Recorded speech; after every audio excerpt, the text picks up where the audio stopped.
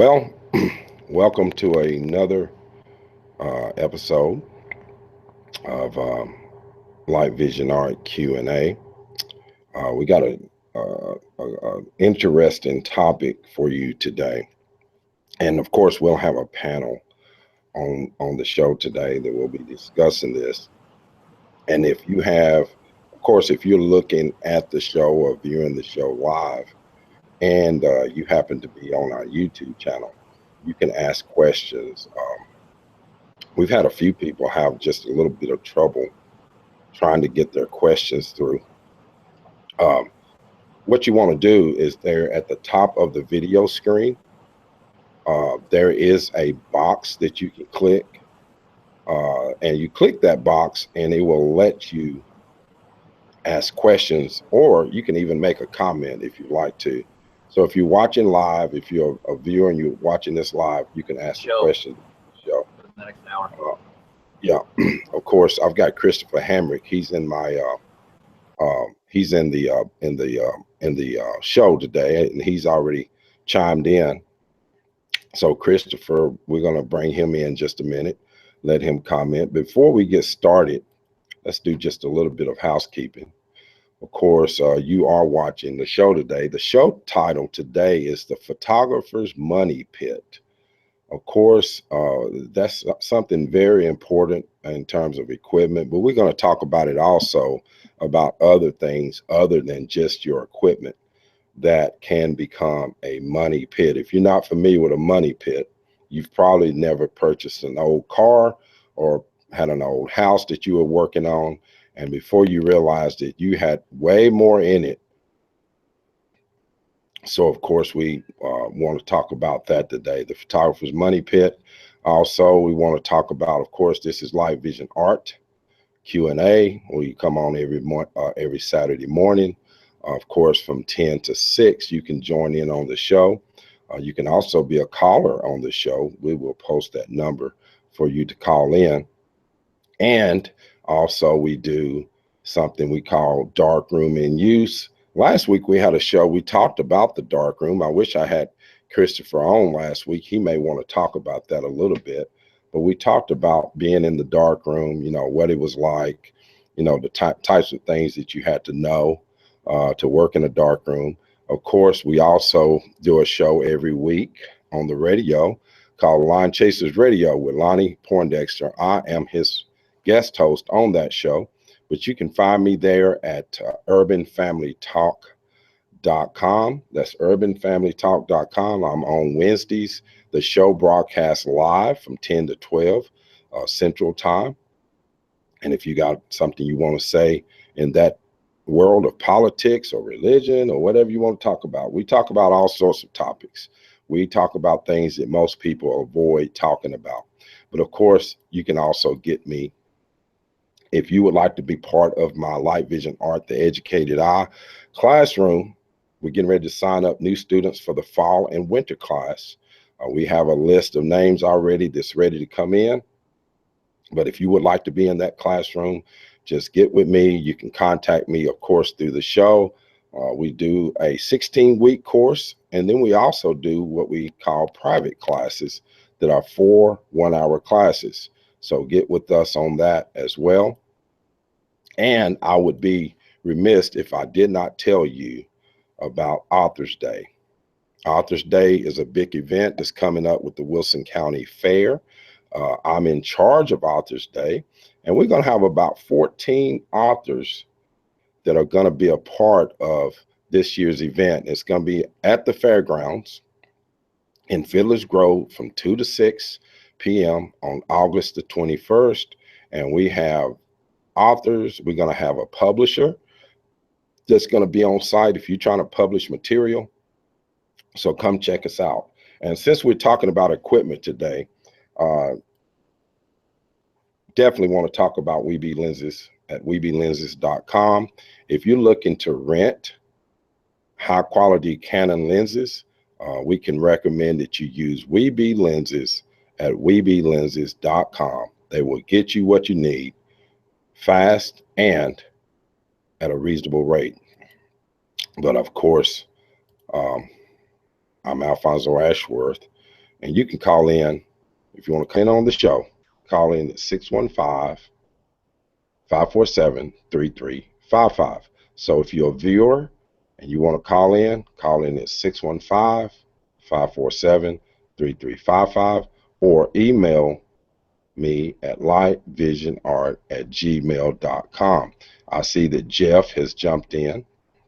Jeff Coleman is in the queue. Welcome to the show, Jeff. Of course, we'll get you on in just a minute. We waiting on one more to get in, and we're going to start in on this topic about the photographer's money pit. The photographer's money pit. If you have been in photography for any length of time, you're probably already familiar with the photographer's money pit. Now, the money pit, of course, is an old analogy on getting into something you cannot get out of, or falling into a pit, and the more you dig, the deeper the hole, and the more it costs you. I've been there. I'm sure Chris has been there. I bet you Jeff has been there. And I'm almost sure that almost any photographer that has been involved with photography at any measure, whether that be as a user or someone that teaches or whatever. Welcome to the show, Claudia. I see that she, of course, has chimed in. We will get you guys on in just a minute. I'm going to bring you up, let you be a viewer. Hey, Claudia, how you doing? You may want to unmute yourself. Hey, how you doing today? Hey, good morning. How are you? Doing great. You've been traveling, so you've been on the road. I was, yes, out of town for a couple of days. Yeah, but welcome back. And also, Jeff is in the queue. Hey, Jeff, how you doing, sir? Yeah, Jeff, unmute yourself, Jeff. You guys, you got to get used to that technology. It's a little tricky. Your mute button is somewhere around there, Jeff. But as soon as Jeff gets on mute, there he is. How's that? There we go. There you go. I tried to click the one on the little screen in the bottom of that, and it doesn't work. Yeah, welcome. We're going to be talking about the money pit, and I'm going to have you guys chime in. Of course, before we get started, though, I'm going to do just a little bit of advertising so that you know how to get in touch with us. If you want to find out more about what we do as a group, you can go to the Wilson County Photography Guild. This month, we had a winner that won the Photo of the Month. We still don't have a name. I don't know who the guy is that won, but he was very excited that his photograph was picked as the Photo of the Month. But go to WCPGonline.org. You can sign up for our membership. You can find out what we are about. And if you would like, you can be a part of our group. We meet the first Mondays of every month. We alternate our meetings between Lebanon, Tennessee, and Mount Juliet. So the next meeting is going to be in October, if I'm not mistaken. Nod your head if I'm correct, Claudia. Isn't it October? Yeah, October is going to be our next meeting, and we will be in Mount Juliet at the Corner Pub between the lakes. So come and meet with us on 6:30 p.m. Come early so you can get some food. And Christopher was our last speaker, and we'll get Christopher to talk about that in a minute as well. But if you would like to find out more about what I do, you can go to Light Vision Art, The Educated Eye. Go to my webpage. That's lightvisionart.simdiff.com, and you can find out what we do there as well. And of course, don't forget, it's fair time. If you got photographs, you got from 10 to 3 today to get your photographs entered at the photography contest at the Wilson County Fair. So make sure you get those mounted properly. Make sure you get your categories correct. And then we will, of course, be looking for your images at the fair. As I said, I'm Alfonso Ashworth, and I am the host, the humble host of Light Vision Art Q&A. Couldn't do it without my partners in crime. Okay, everybody, unmute. Let's get it going. Let's talk about the money pit. All right, Christopher, you up. What's happening, man? Not a whole lot. As you can see, I'm in the studio. I have other people working here. So Right. if you hear some ambient noise, it's these people. Oh, that's okay, brother. We used to, hey, we used to noise in this world. Money pit. How do you describe a money pit in the I think photography? I think technology has made a money pit. Um, that people are going after equipment that's a little bit more that does it for you, automatic, and that starts to get really expensive. So, and I think also a lot of people, it becomes something that's they're collecting. You know, they have to have this lens. Well, what are they going to use it for? They have no idea. They just have to have it. So it's one of those things. Like for me, photography, um, the equipment that I get, I have a use for. It's a tool, and Thank you. but then again, you can't use that argument without going into somebody's automotive shop and seeing that they've got every tool that you can imagine, even if they've only used it once.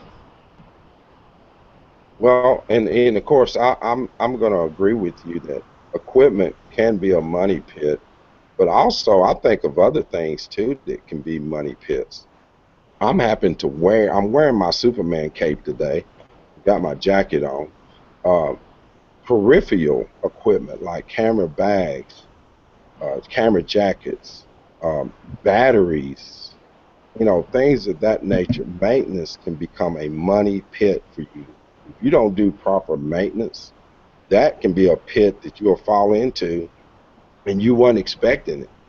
I mean, of course, you're getting ready to do a shoot, you're getting ready to do a big shoot, and all of a sudden, your batteries are not working properly, or you have peripherals that are not doing what they're supposed to do. Hey, Jeff, what do you Morning. think about Money Pit? What Uh, is your hey, software is another one. Software is something you didn't have, you know, 10, 15 years ago. So with the old film cameras, so maybe you had a lot of chemicals then, but software can get expensive, and everything going online like Photoshop.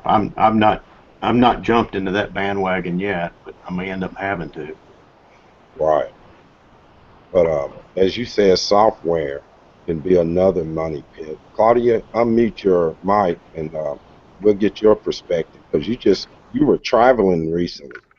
Um, Tell us about your trip if you can, and did you experience something unique that as you were traveling to? I think didn't you go to? Was it Florida? Yeah, it was a retirement community in Florida. And really nice for all photographers there is there were no overhead lines. There were no distracting mailboxes. There were no big bulletin boards. It was like really pretty area. Really nice to Wow. take pictures. But a money pit or something that I spent money on and kind of wasted it was maybe if you're looking into like a softbox or something, light modifier here, I found after I purchased it that there are a simpler way to attach in your speed lights to it. So I Right. have mine is pretty cumbersome, and found out later there's actually some you just snap them in. So really do your homework before you spend your money, and make sure you buy the right stuff right from the beginning, so you don't waste any money. Well, you said a very important thing when you said do your homework. Uh, I know so many people who they go and purchase equipment, and they not only did they not do their homework, they didn't really need the equipment, as Chris had said earlier. Chris, you buy stuff you don't need. It becomes part of your gear. You haul it around everywhere. You never use it. And when you do try to use it, you don't know how to use it, whether that be a soft box or some gadget or some attachment you purchase. And of course, what Jeff said is very important as well. What good is the equipment if you don't understand the software? You don't know how to install the software. I'll tell you a brief money pit that I experienced this week. There was a customer. I'm gonna mute you for a second, Christopher. There was a customer who traveled to another country. I'm trying to think of the name of the country. Poland. She went to Poland to visit a relative who was going to give her a history of their family. She recorded the entire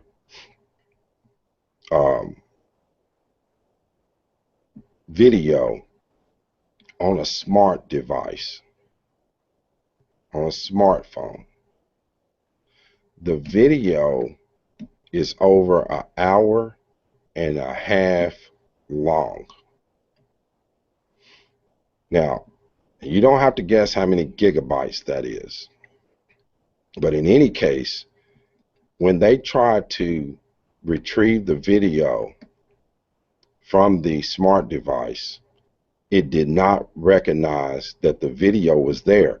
Although the video does play on her device, it plays fine from start to finish. But she's unable to upload the video to Dropbox or OneDrive or any service. She's unable to upload the video to her account for a backup. So she's at a point. I tried to help her in every way possible to recover that video so that she could get it recorded to some other device. What she discovered with this smartphone is that anything over 9 minutes, you may not be able to back it up. Depends on the size of the video. Does anybody else have any thoughts on that with any experiences? Christopher, let you jump in. Do you know of anything that this person could possibly do? Go ahead and unmute yourself, Chris. I'm getting there.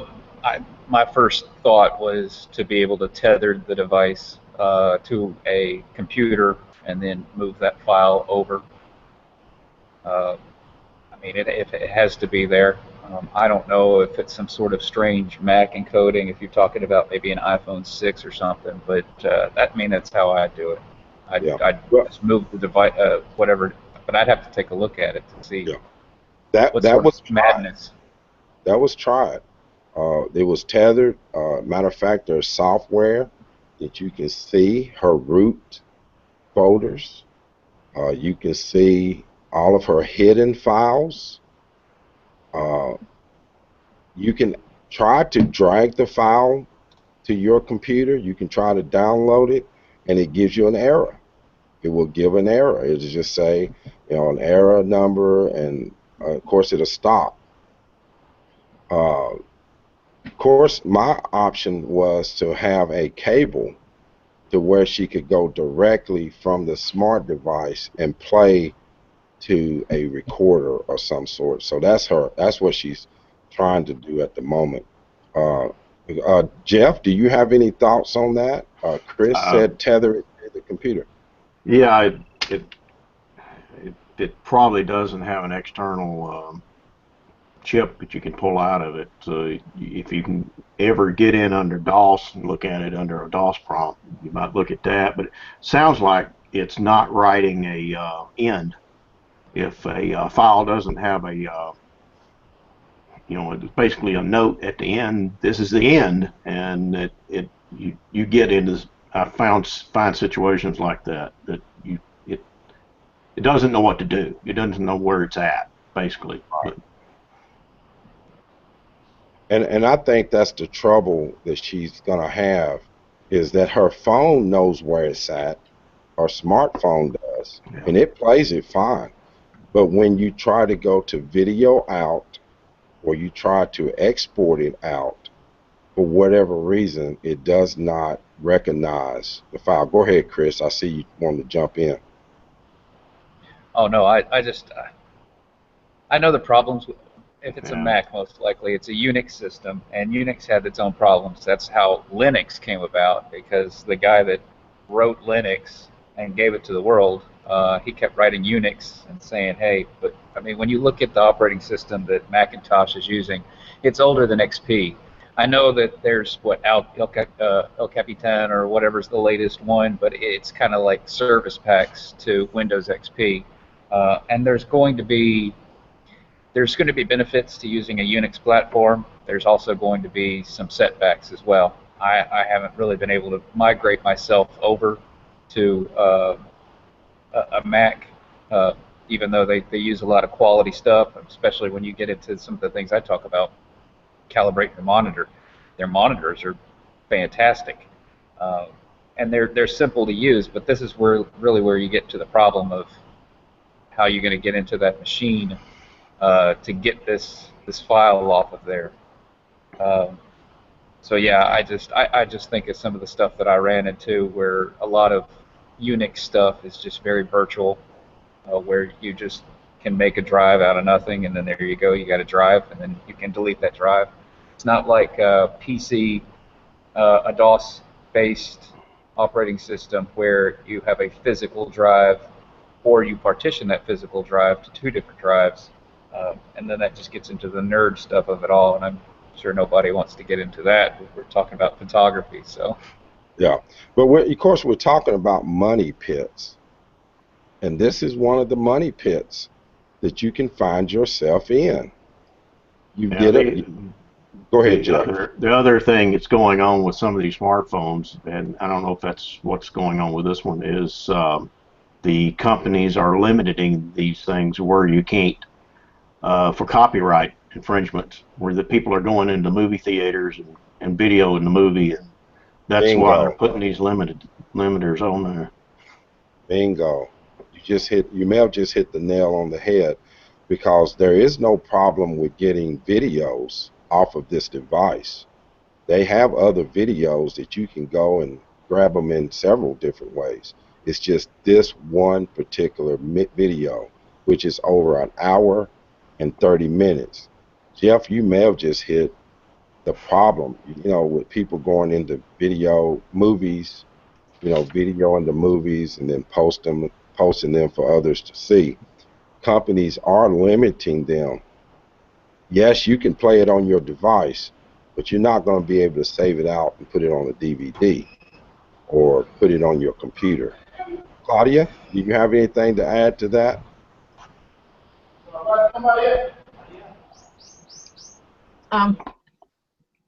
I have not recorded something that long, but I would just hope that she could drag and drop it over or something. Yeah, no, that's not going to happen. I've tried for almost a week and a half, every possible way I know, and even You might look for some software out online that's able to, if it is the copyright infringement stuff, there's probably already stuff out there to get around it. Yeah, I'm sure there is, Jeff. Of course, we're talking about today. Our show today is about the photographer's money pit, and of course, we went down a little hole here.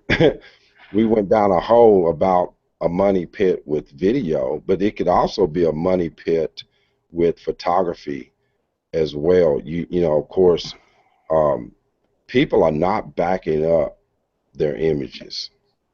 I can testify to that. People are not backing up their images, and that is a huge money pit. If something fails, like if a hardware failure or a software failure, it can cost you hundreds to thousands of dollars to recover that device. And if you're not a geek, if you're not somebody like some of the people on my panel, I'm not calling you guys geeks. You're not nerds or anything. You just have knowledge of some of these topics. If you are somebody that has to rely on someone else to help you, then it's going to cost you.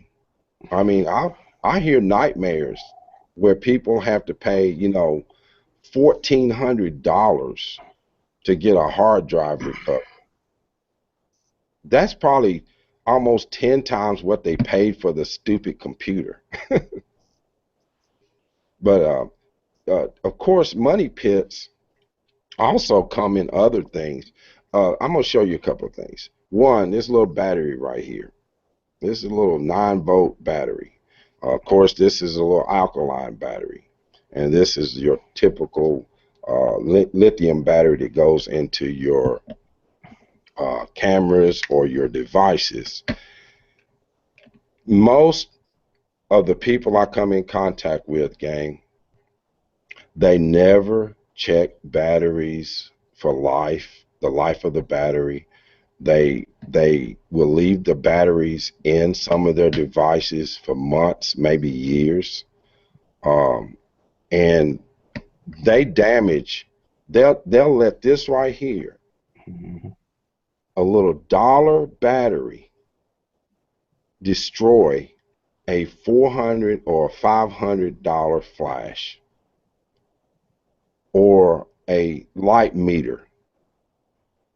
And this little device has done more damage and caused more money pits than almost anything that I can think of. What say you, Jeff? Then we'll get Christopher in. What say you, Jeff? You laughing? Yeah, I've about done that too. I had to clean my terminals real good. I normally used a rechargeable batteries, and my rechargeable batteries bit the dust, and I threw some alkaline batteries in there and forgot it. They spewed out a little bit. Of course, I don't use a flash a lot, but you're better off just taking them out when you get finished using the flash. Just pull them out. Yeah, pull them out of there, man, especially if you're going to leave them in there for a few weeks or maybe even a few months. Just take the darn batteries out. What say you, Christopher? I don't know if that's going to be in the background or not. Okay. So we'll have to give it a minute. Yeah, I have, as a technician, I have repaired a lot of stuff that batteries have leaked out. They've discharged, they've leaked out, and they've destroyed something in the actual workings of the electronics. And then, of course, to go along with the whole back your stuff up, I think a lot of people, until they lose something, they don't think, the storage today is cheap. I mean, this is 2 terabytes for $100, and I have this one. I have another hard drive at my house that monthly I back everything up from this over to it. I used to throw everything on DVDs. I've got files here from the mid 90s that have just, over the years have been transferred from one piece of media. And because some of this stuff is just irreplaceable. As soon as I get done shooting, I download those images straight off my my camera to my computer. My business partner, he does weddings, and he buys these really expensive SD cards. He does 7 weddings and then throws it out. It's losing a wedding. I mean, that's probably bad for business, I'm going to guess. Right. So. Well, I tell you what, Claudia, you want to jump in here? Yeah, I've done the battery thing too. I had a little recorder at work that I was in charge of, and left the batteries in there for a year and another one. Next time we tried to turn it on, it was all green and ready to go in the trash. Right. So I know a thing about those battery money pits. Yeah, and like I said, that's a big pit that most people fall in because of negligence, because they will not have a maintenance routine. They'll put something in their bag, or even in my case, I may have something in my jacket. Well, I go through my jacket pockets on a regular basis, and I get all the candy bar stuff out of there, and all the wrappers and all the all the junk that I haul around with me. But then I check for batteries and things like that that I may have put in my pocket.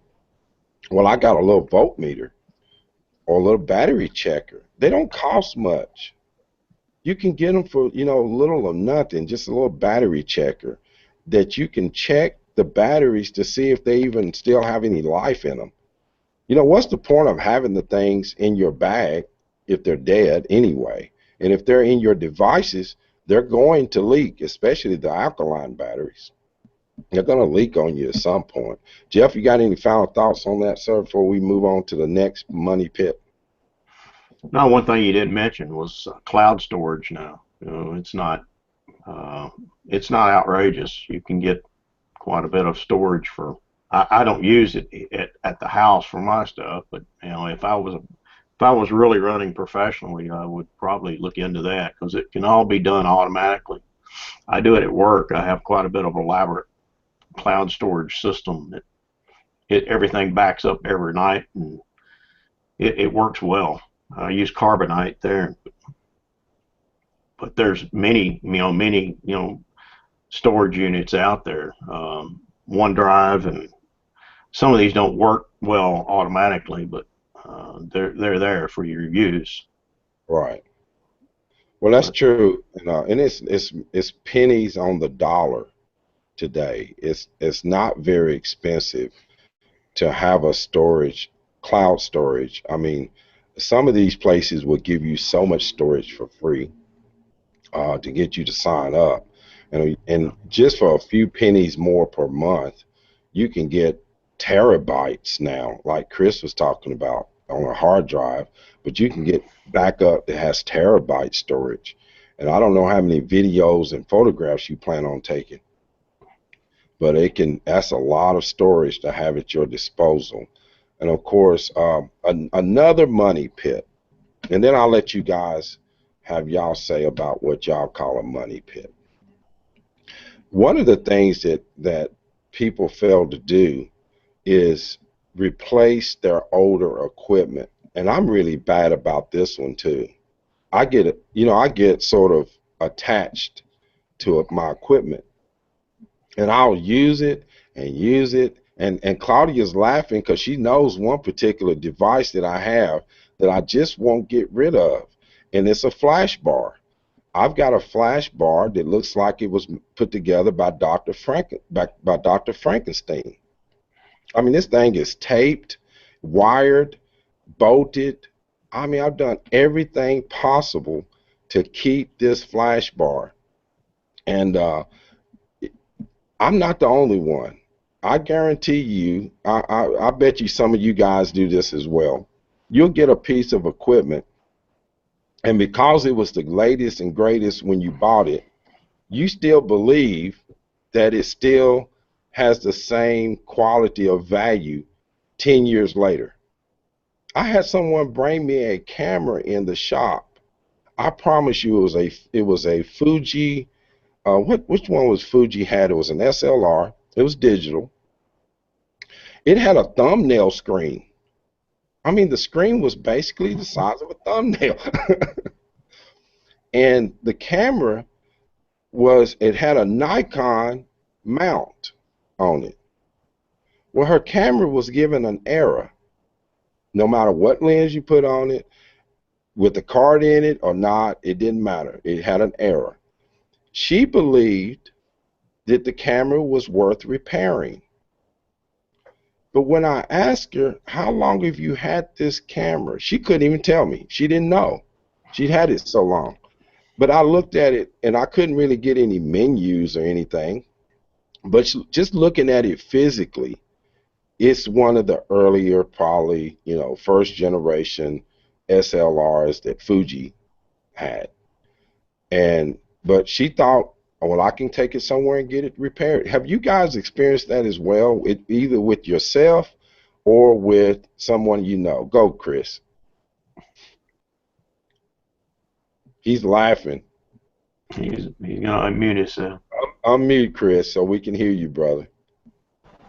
So the first thing I started thinking, it's getting old and you should replace it. There's newer models out there, and I'm sitting there thinking that would have been great advice when dealing with my ex-wife. But that aside, um, I'll get attached to certain pieces of technology. I had a aluminum case that I bought back in 2004 or something like that, and it's a gorgeous aluminum case. It's had two computers in there, and the second computer was actually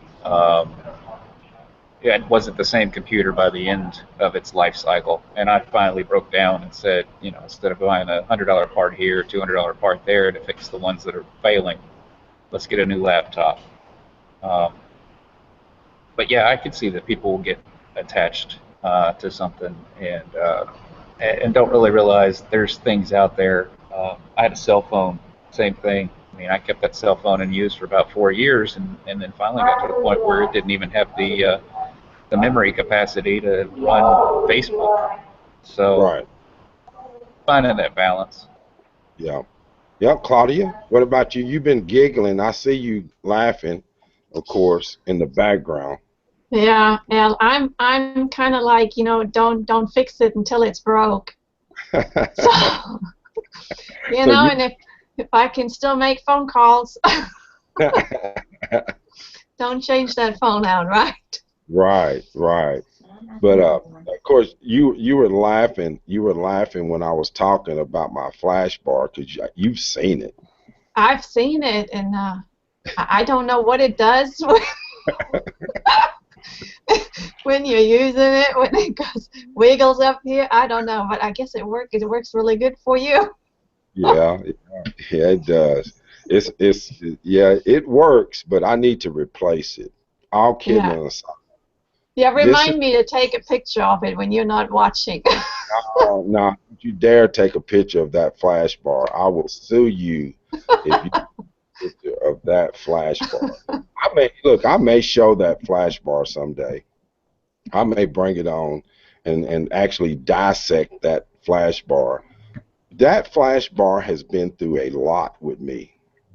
I mean, it has been with me through so many events, so many things. It has saved me so many times.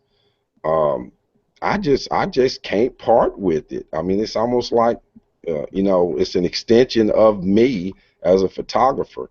But it's got to go. It's got to go. It's a money pit. Trust me, it has turned into a money pit because I've damaged a flash on this thing because it's not very stable, and it fell one time. I was using it and it sort of fell, and it broke the base on my flash. I had to repair it, but all of that was because of my money pit with this flash. Jeff, what about you? I'll run a computer till it can't run anymore, but I finally broke down. I mean, you get bigger and bigger megapixel cameras, and it kills these computers. So I broke down at the first year and built me a new one. So, but I'm kind of that way with TVs. I got an old TV, and it doesn't want to die, so it still works. Got a good picture, so keep watching. Yeah, I'm like that too, Jeff. I'm like that with televisions. Washer and dryer. Yeah, yeah, yeah. Oh, I hear Joni in the background. She's Yeah. putting her 2 cents in. Her washer and dryer keeps going out, and I'll go buy a $20 part, put in it, and it takes right off again. It'll run another couple of years. So. Have you checked your electric bill lately? That's probably where your money pit is. is what the efficiency, and that's another thing. Is like there's a point that you can get the most out of something, but then you reach a threshold to where it's actually costing you more to run the product, whether that's an old television, old camera, old laptop, and in your case, Jeff, a dryer. At some point, you just have to say, I need to replace it because it's actually costing me more to operate it. And a computer is a great example of that because, like you said, memory, upgrading the hard drives, upgrading the software, keeping all your software up to date. After a while, companies quit supporting the operating system. And then you try to figure out some kind of way to keep that old scanner running. You'll go out and get a third-party piece of software to keep a 20-year-old scanner working. Look, I run into that in my business every day. I'm in the photo finishing business. And there's always a balance between when do I replace this and how long do I keep it? And it's a question you have to ask almost daily. Of course, Christopher was with us at our guild meeting, and I want to thank him, of course, for being there. Christopher, what was your experience like talking to our guild group? I think it's a great experience. I came in and started talking about what you wanted me to talk about, and then once I started realizing that a lot of people kind of really weren't at that point where they understood what all this was, right? And then I got into some of my work. I think it really helped the creativity. Like, oh wait, you can really do some of this stuff with a camera, and really learn that your imagination is really the only limiting factor. If there's a look that you want to go after, and it's one of those things where I've seen, I think people have gotten used to really low quality images, and they think that's the way it's supposed to be done. And I try to reverse that, to let them know that the equipment that we have today, really the sky is the limit. That you can actually get in there and make really crisp images with this expensive stuff that we have. I mean, there's no reason to buy a really expensive lens, drop $3,000 on a lens when you're just going to throw an Instagram filter over it. Go ahead, and you're going to do it for that, because you can use a cheap lens if you're just going to, and that may be the look that you're going for. Just somebody once told me you got to know the rules before you can break them. I had an English teacher say, first get good, then get sexy. When I do my work, I'm usually just changing one thing at a time, and then I'll finally lay out all the little pieces that I've worked on specifically to get it right, so that people can see that you can do a lot with the technology that we have nowadays. And there's still, like maybe it'll get you into wanting to shoot wet plate collodion or something like that, where you're embracing the mistakes. You're embracing the technical failure of the lens and the uneven pour of the collodion and all that kind of stuff. So it's just learning what is available out there, what the pieces do, so that you can put something together. So I thought it was a good meeting.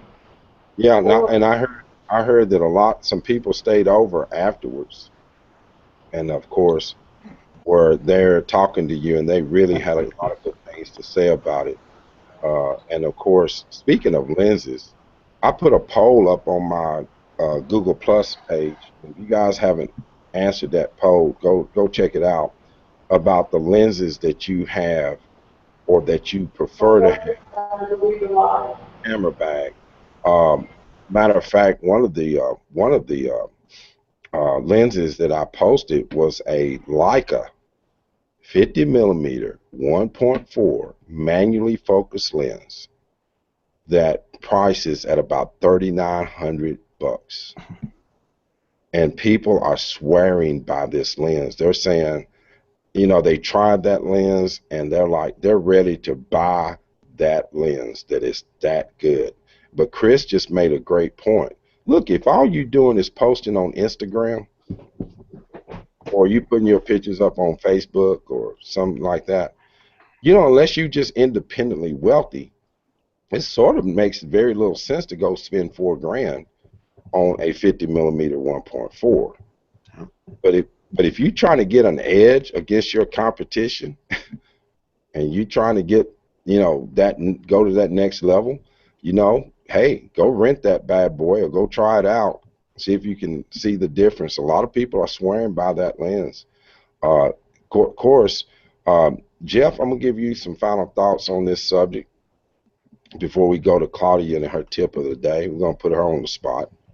But, of go ahead. What's the final thing that you want to say that to avoid a money pit? What would you give advice to? Hit right in your alley. Okay. I'm getting some feedback. I spent a lot of money years ago on ink, trying to, I spent a lot of learning time on color management, but I had a printer, printed great. Epson printer, had pigmented ink, but that ink it was really very expensive, and if you didn't print about every 3 days, that unit clogged up. It was getting air into the chamber, so it let the ink dry up. But that's a money pit. You can come to your shop, get stuff printed, to me, a whole lot cheaper that you can try to maintain that, unless you're printing a lot, I guess. Yeah. You got to print a lot on those printers because you got to keep those nozzles that flow going smoothly, keep the air out of the lines. And the fact is, color management is a very difficult thing for most people to grab onto. And we've talked about that on here before about profiles and color management and those sort of things. But of course, it's just something that if you don't keep it maintenance, no matter what it is, whether it's your car, whether it's your camera, whether it's your vacuum cleaner, whatever it is, if you don't keep it maintenance, you're not gonna get the life out of the product anyway. And at some point, it's gonna wind up costing you more than what it's worth. Why go buy a $30 printer and then spend $300 trying to keep it operating? It makes absolutely no sense whatsoever. So you need to, like you're saying, make sure you know the cost going in. Of course, I want to thank you guys. Claudia, you're going to bring Claudia on, let her do her tip of the day. Hey, Claudia, unmute yourself. Unmuted. All right. We're back to metering, right? Yeah. I'm sure everybody knows those two sayings, Sunny 16 and Looney 11. And if you're totally without a meter and you need a starting point to meter with your camera and you're out on a sunny day, remember Sunny 16, which is your f-stop is 16. So you set your camera to f16, and whatever ISO you have, you set your shutter speed to the same. So if you have like ISO 100, you would be at 1/100th of a second. If the camera doesn't have the 1/100th, go to 1/125. Same like ISO 200, 200ths of a second, or the next one up is 1/250th of a second.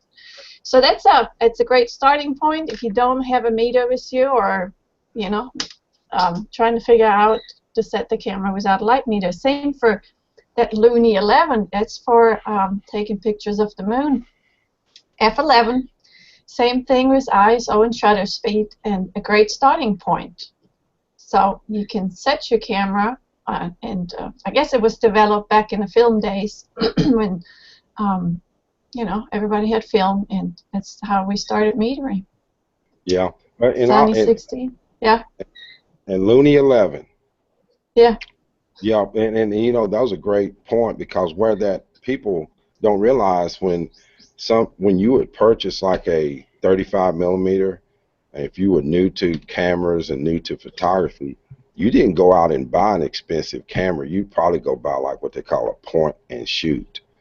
And before, of course, all this new technology come along, they pretty much would set that camera to a standard. You would set it like to a sunny day or a cloudy day, or overcast or whatever, and the camera then would sort of help you by whatever ISO number you put it on. Now this was a way I learned to trick cameras, Claudia, by telling it the wrong ISO, because by telling the wrong ISO, I could get the camera to do things that I wanted it to do versus what the camera was preset to do.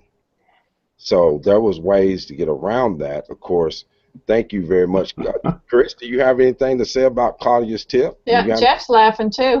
Yep, Jeff may want to chime in, but Chris, You can't quite do that anymore, can you? now go ahead, Chris.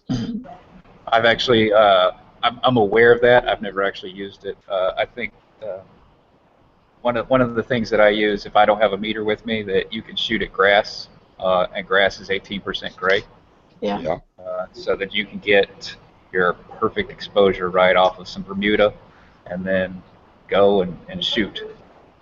yeah, But yeah, that's there used to be a standard EV scale way back in the day where you actually just measured off of the whatever it was, and there was a scale that told you this is what this is, and you just, oh, this is what I'm shooting.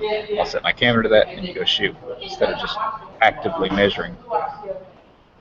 I actually still have one of those pamphlets that earlier photographers used to use, and it's quite detailed. It's very detailed. I may show it on someone gave it to me several years ago, but it does. It has all the scales, all the scenarios in there. Chris, I mean Jeff, you were kind of smiling.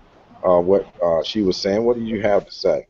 Oh, it's the old film days. You could do a lot of stuff that the camera didn't know what you had in there, not what Right. film you had in there. Except you told it. I mean, and of course, Yeah. if I needed a different exposure than what the camera was going to give me, I would just tell it either I was using a higher ISO or a lower ISO. That way, I could trick the camera into giving me another exposure that wasn't available. So I learned all those little tricks just by trial and error, of course. And Claudia, that was a very good tip. And of course, what Christopher added is that you can use grass. Another thing you can use if it's available to you is a blue sky.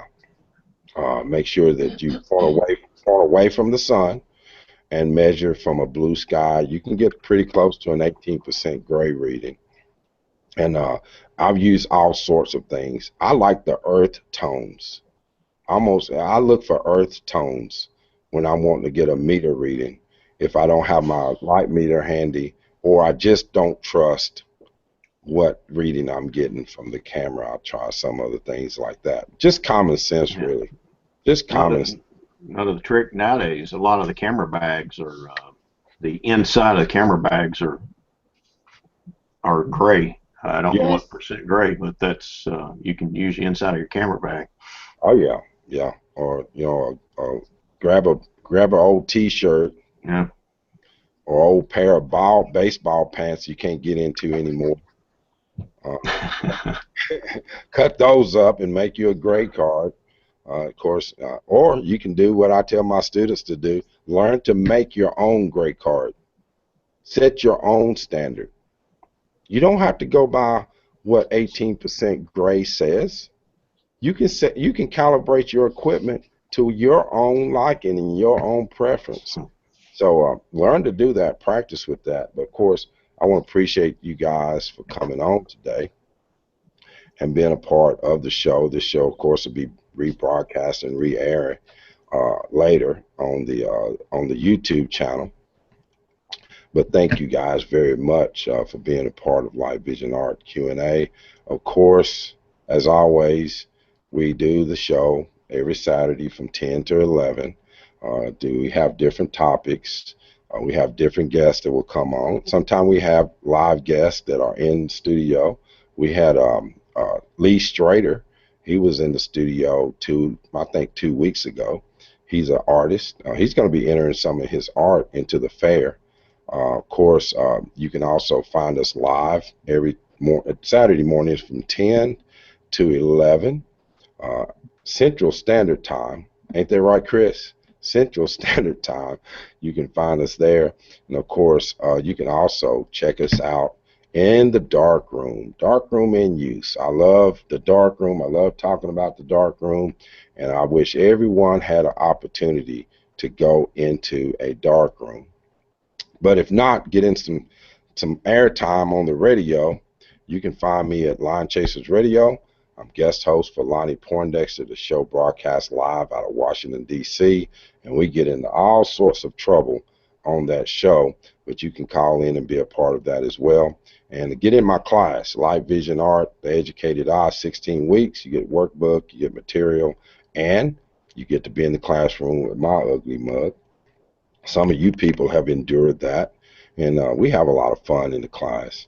Of course, Authors Day is coming up next week at the Wilson County Fair. The fair starts next week, guys. So get your fair tickets. Get ready to go to the fair. It's going to be a big, huge event as usual. And of course, we're going to be there on Sunday from 2 to 6. We're going to have 14 authors from the Middle Tennessee area. Everything from novels to historical books to, we're going to have a publisher there that's going to tell you how to publish your book, of course. And also, always, check out Weeby Lenses at WeebyLenses.com. Jim and Marion Young, they're part of our guild group. Check them out if you need high-quality Canon lenses at an affordable price. And speaking of websites, check us out at Wilson County Photography Guild. Claudia, I can't wait to the next meeting. Of course, we got to wait a month. We're not gonna have a meeting next month, but so in October will be our next meeting at the Corner Pub in Mount Juliet, Tennessee. Come early. We get there at 6:30, but come early so that you can get some food and fellowship with us. And we always have a lot of fun. And check out my website and other people's websites. You can go to Chris's website. Chris, quickly, tell them how to find you on your website. Go ahead and unmute. I'll put the link up real fast, but just Google my name, Christopher E. Hamrick, HAMRICK. Yep.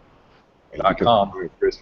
Find Christopher and all the stuff that he's doing and all the things that he's involved in Wilmington, North Carolina. And Chris is a great guy. He's a very smart guy, too. I really like what he does. And Jeff, of course. Jeff's in my class. The class is almost over, Jeff. So we'll be soon ending that class. And, of course, as all things, always,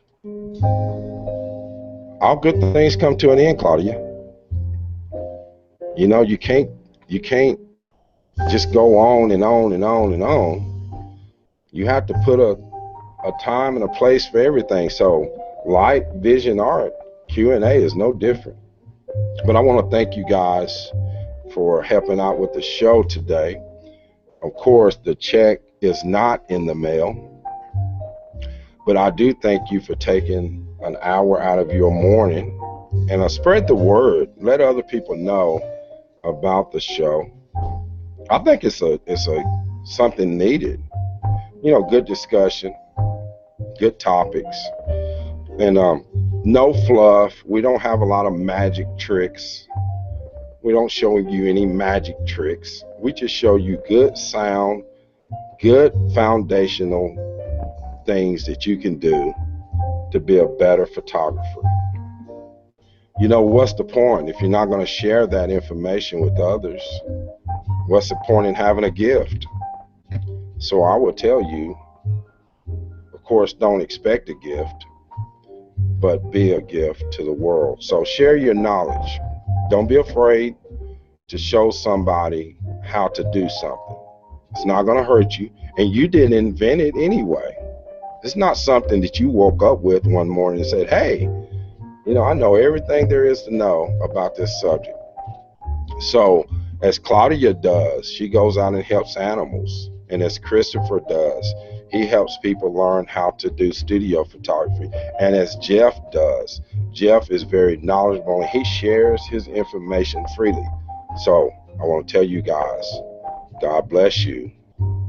God bless America. And peace.